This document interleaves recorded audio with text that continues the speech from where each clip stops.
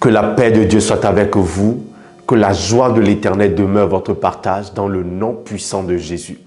Dans le royaume dans lequel nous sommes, le royaume de Dieu, la joie est une force.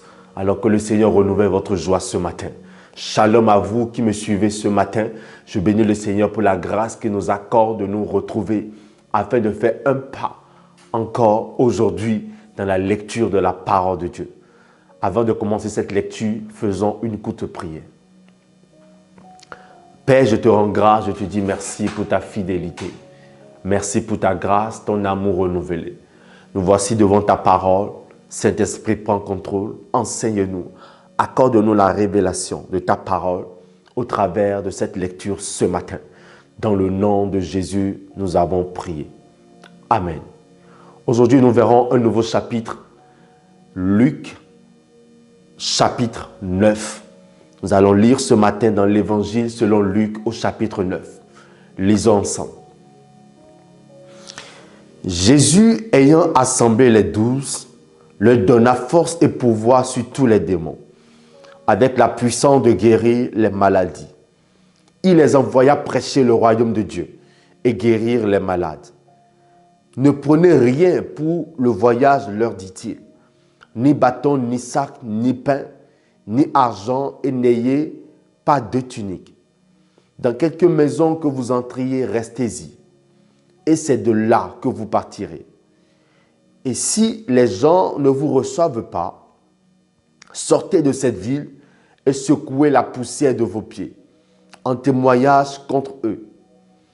Ils partirent et ils allèrent de village en village, annonçant la bonne nouvelle et opérant partout des guérisons. Hérode le tétrarque entendit parler de tout ce qui se passait et il ne savait que penser. Car les uns disaient que Jean était ressuscité des morts, d'autres qu'Élie était apparu et d'autres que des anciens prophètes étaient ressuscités. Mais Hérode disait, « J'ai fait décapiter Jean. Qui donc est celui-ci dont j'entends dire de telles choses ?» Et il cherchait à le voir. Les apôtres, étant de retour, racontaient à Jésus tout ce qu'ils avaient fait. Il les prit avec lui et se retira à l'écart, du côté d'une ville appelée Bethsaïda. Les foules, l'ayant su, le suivirent. Jésus les accueillit et il leur parlait du royaume de Dieu. Il guérit aussi ceux qui avaient besoin d'être guéris. Comme le jour commençait à baisser, les 12 s'approchaient et lui dirent, « Renvoie la foule, afin qu'elle aille dans les villages et dans les campagnes des environs pour se loger et pour trouver des vivres, car nous sommes ici dans un lieu désert. » Jésus leur dit, « Donnez-leur vous-même à manger. » Mais il répondit, « Nous n'avons que 5 pains et 2 poissons, à moins que nous n'allions nous-mêmes acheter des vivres pour tout ce peuple. » Or, il y avait environ 5000 hommes. Jésus dit à ses disciples, « Faites-les asseoir par rangées de 50. » Ils firent ainsi, ils les firent tous asseoir. Jésus prit les 5 pains et les 2 poissons, et levant les yeux vers le ciel, il les bénit. Puis il les rompit et les donna aux disciples afin qu'ils les distribuassent à la foule. Tous mangeaient et furent rassasiés, et l'on emporta 12 paniers pleins des morceaux qui restaient. Un jour que Jésus priait à l'écart, ayant avec lui ses disciples, il leur fit cette question. « Qui dit-on que je suis ?» Il répondit, « Jean-Baptiste, les autres Élie, les autres que des anciens prophètes aient ressuscité. Et vous ?» leur demanda-t-il, « Qui dites-vous que je suis ?» Pierre répondit, « Le Christ de Dieu. » Jésus leur recommanda sévèrement de ne le dire à personne. Il ajouta qu'il fallait que le Fils de l'homme souffrit beaucoup qu'il fut rejeté par les anciens, par les principaux sacrificateurs et par les scribes, qu'il fut mis à mort et qu'il ressuscita le troisième jour. Puis il dit à tous, « Si quelqu'un veut venir après moi, qu'il renonce à lui-même, qu'il se charge chaque jour de sa croix et qu'il me suive. Car celui qui voudra sauver sa vie la perdra, mais celui qui la perdra à cause de moi la sauvera. Et que servirait-il à un homme de gagner tout le monde s'il se détruisait ou se perdait lui-même? Car quiconque aura honte de moi et de mes paroles, le Fils de l'homme aura honte de lui quand il viendra dans sa gloire et dans celle du Père et des saints anges. Je vous le dis en vérité, quelques-uns de ceux qui sont ici ne mourront point qui n'aient vu le royaume de Dieu. » Environ 8 jours après qu'il eut dit ces paroles, Jésus prit avec lui Pierre, Jean et Jacques. Et il monta dans la montagne pour prier, sur la montagne pour prier. Pendant qu'il priait, l'aspect de son visage changea et son vêtement devint éclatant, d'une éclatante blancheur. Et voici 2 hommes s'entretenaient avec lui. C'étaient Moïse et Élie, qui apparaissaient dans la gloire, parlaient de son départ qu'il allait accomplir à Jérusalem.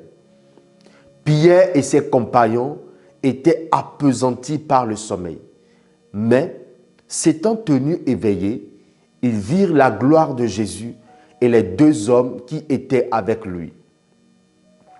Au moment où ces hommes se séparaient de Jésus, Pierre lui dit, « Maître, il est bon que nous soyons ici. Dressons 3 tentes, une pour toi, une pour Moïse et une pour Élie. » Il ne savait ce qu'il disait. Comme il parlait ainsi, une nuée vint les couvrir et les disciples furent saisis de frayeur en les voyant entrer dans la nuée. Et de la nuée sortit une voix qui dit, « Celui-ci est mon fils élu. Écoutez-le. » Quand la voix se fit entendre, Jésus se trouva seul. Les disciples gardaient le silence et ils ne racontaient à personne en ce temps-là rien de ce qu'ils avaient vu. Le lendemain, lorsqu'il fut descendu de la montagne, une grande foule vint devant Jésus. Et voici, du milieu de la foule, un homme s'écria, « Maître, je t'en prie, porte les regards sur mon fils, car c'est mon fils unique. » Un esprit le saisit et aussitôt, il pousse des cris et l'esprit l'agite avec violence. Le fait écumer et a de la peine à se retirer de lui, après l'avoir tout brisé. J'ai prié tes disciples de le chasser et ils n'ont pas pu. Race incrédule et perverse, répondit Jésus. Jusqu'à quand serai-je avec vous et vous supporterai-je? Amène ici ton fils. Comme il approchait, le démon le jeta par terre et l'agita avec violence. Mais Jésus menaça l'esprit impur, guérit l'enfant et le rendit à son père. Et tous furent frappés de la grandeur de Dieu. Tandis que chacun était dans l'admiration de tout ce que faisait Jésus, il dit à ses disciples, « Pour vous, écoutez bien ceci. Le Fils de l'homme doit être livré entre les mains des hommes. » Mais les disciples ne comprenaient pas cette parole. Elle était voilée pour eux, afin qu'ils n'en eussent pas le sens, et ils craignaient de l'interroger à ce sujet. Or, une pensée leur vint à l'esprit, savoir lequel d'entre eux était le plus grand. Jésus, voyant la pensée de leur cœur, prit un petit enfant, le plaça près de lui et leur dit, « Quiconque reçoit en mon nom ce petit enfant me reçoit moi-même, et quiconque me reçoit reçois celui qui m'a envoyé. Car celui qui est plus petit parmi vous tous, c'est celui-là qui est grand. » Jésus prit la parole et dit, Jean prit la parole et dit, « Maître, nous avons vu un homme qui chasse des démons en ton nom, et nous l'en avons empêché, parce qu'il ne nous suit pas. » « Ne l'en empêchez pas, lui répondit Jésus, car celui qui n'est pas contre vous est pour vous. » Amen. Lorsque le temps où il devait être enlevé du monde approcha, Jésus prit la résolution de se rendre à Jérusalem.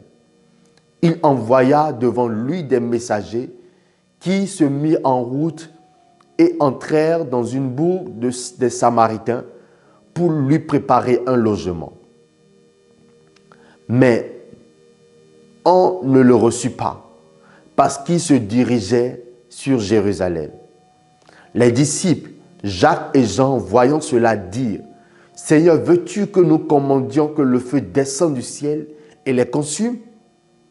Jésus se tourna vers eux et les réprimanda, disant, « Vous ne savez de quel esprit vous êtes animés, car le Fils de l'homme est venu, non pour perdre les âmes des hommes, mais pour les sauver. » Et ils allaient dans un autre bourg.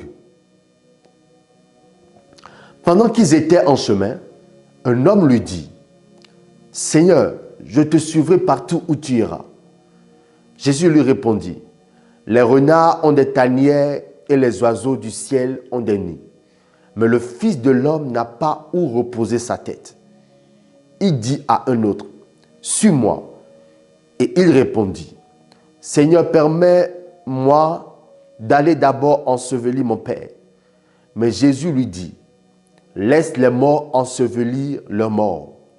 Et toi, va annoncer le royaume de Dieu. » Un autre dit, « Je te suivrai, Seigneur, mais permets-moi d'aller d'abord prendre congé de ceux de ma maison. » Le dernier verset pour ce chapitre, verset 62. Jésus lui répondit, « Quiconque met la main à la charrue et regarde en arrière n'est pas propre au royaume de Dieu. » Que Dieu bénisse sa parole. J'espère que vous avez été bénis par ce chapitre, par cette lecture. Dites-moi en commentaire le ou les versets qui vous ont le plus touché.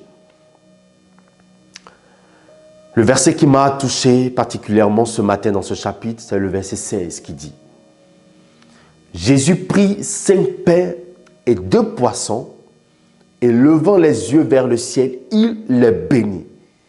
Puis, il les rompit et les donna aux disciples afin qu'ils les distribuassent à la foule. » Le verset 17, « Tous mangèrent et furent rassasiés et l'on emporta 12 paniers pleins des morceaux qui restaient. » De ton peu, Dieu peut sortir la plénitude.